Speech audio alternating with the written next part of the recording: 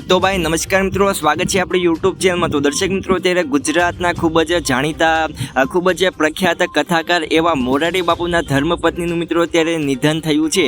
ગઈકાલે મોડી રાત્રે મિત્રો નર્મદાબાનું નિધન થયું હતું, જેના કારણે મિત્રો ત્યારે ગુજરાતમાં ખૂબ જ શોકનો માહોલ હોય તેમ પણ લાગી રહ્યું છે।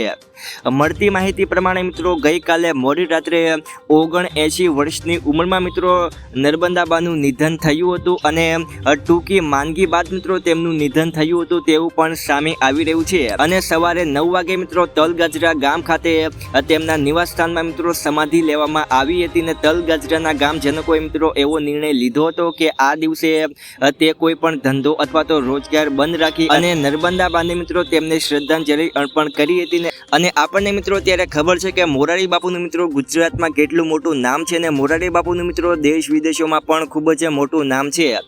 ઘણા બધા દેશોની અંદર પણ મિત્રો મોરારી બાપુએ કથા કરી હતી ને જો મિત્રો તમને ના ખબર હોય તો હું તમને જણાવી દઉં કે મોરારી બાપુએ મિત્રો આકાશ, પાતાલ અને પાણી ત્રણેયમાં મિત્રો રામકથા કરવાનો વિક્રમ પણ સ્થાપ્યો છે।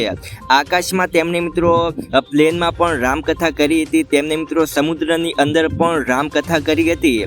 આગામીના દિવસોમાં તક મળે તો તે આકાશમાં એટલે કે સ્પેસમાં પણ રામકથા કરવાનો ઈરાદો તેમને વ્યક્ત કરી ચૂક્યા છે, જે ટેકનોલોજીના ઝડપી વિકાસના કારણે આગામીના દિવસોમાં મિત્રો શક્ય બને તેમ લાગી રહ્યું છે।